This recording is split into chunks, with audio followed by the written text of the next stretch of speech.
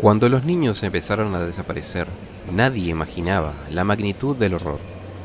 Al principio se pensó que eran casos aislados, un descuido, un escape, una pesadilla con final feliz. Pero la verdad era mucho peor. Durante más de una década, un solo hombre caminó por 3 países, dejando un rastro de tragedia invisible a los ojos del mundo. Hoy, en Secretos Criminales, el caso de Pedro Alonso López. En los años 70 y 80, los Andes, Colombia, Ecuador y Perú eran un mosaico de contrastes. Pueblos remotos y ciudades pequeñas convivían con pobreza extrema, donde las desapariciones de niños a menudo se atribuían a fugas o tragedias familiares. Los sistemas policiales mal financiados y desorganizados apenas registraban los casos. En Colombia, la violencia guerrillera y el narcotráfico empezaban a escalar. En Ecuador, Ambato, a 120 kilómetros de Quito, era una ciudad tranquila, pero sin recursos para investigar crímenes complejos.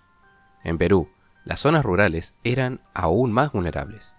En este contexto, un hombre pudo moverse como un fantasma, aprovechando la indiferencia y la falta de coordinación entre países. Nadie conectaba los puntos.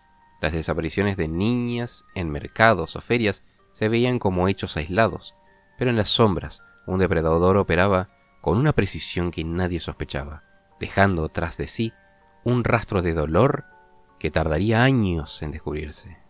Pedro Alonso López nació en 1948 en Tolima, Colombia, en un hogar roto por la pobreza y la violencia.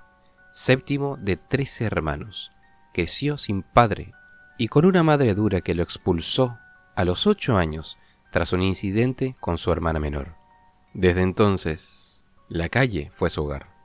Dormía entre cartones, robaba para comer y enfrentó abusos que marcaron su vida.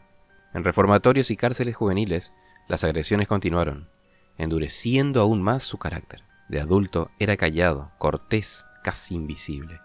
Pero detrás de esa fachada crecía una oscuridad profunda. Aprendió a manipular, a ganarse la confianza de otros, a moverse sin ser notado. En los años 70, López comenzó a vagar por Colombia, Ecuador y Perú, sin lazos, sin hogar fijo. Su apariencia inofensiva y su habilidad para mezclarse en multitudes lo convirtieron en un depredador perfecto. Nadie sospechaba que aquel hombre tranquilo escondía un impulso que lo llevaría a cometer crímenes inimaginables. El 9 de marzo de 1980, a las 10 de la mañana, el mercado de Ambato, a 5 kilómetros del centro, estaba lleno de vida. Comerciantes, familias y niños abarrotaban los puestos. Una madre notó que su hija de 10 años hablaba con un hombre de voz suave que le ofrecía dulces. Algo en su instinto la alertó. Gritó el nombre de su hija y corrió hacia ella.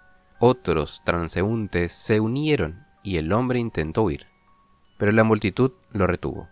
La niña, asustada pero ilesa, describió cómo el desconocido la había convencido de seguirlo. La policía llegó minutos después, deteniendo a un hombre tranquilo de mirada baja, Pedro Alonso López. Ese día marcó el fin de un reinado de terror que nadie había notado, pero también fue el comienzo de una verdad escalofriante. El hombre detenido no era un ladrón común. Su confesión, horas después, revelaría un horror que 3 países habían ignorado durante más de una década. En la comisaría de Ambato, Pedro Alonso López comenzó a hablar. Con una calma inquietante, confesó haber asesinado a decenas, posiblemente cientos de niñas en Colombia, Ecuador y Perú, entre 1978 y 1980. Describió su método. Elegía niñas de 8 a 12 años en mercados o ferias. Las atraía con regalos o promesas y las llevaba a lugares remotos. Usaba su voz suave y cuentos religiosos para ganar confianza.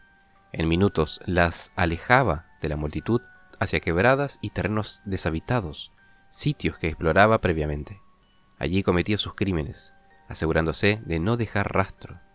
Luego, cambiaba de ciudad o país usando nombres falsos.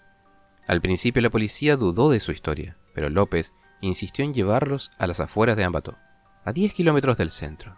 Allí señaló terrenos polvorientos donde encontraron los restos de 53 niñas, desaparecidas en meses recientes.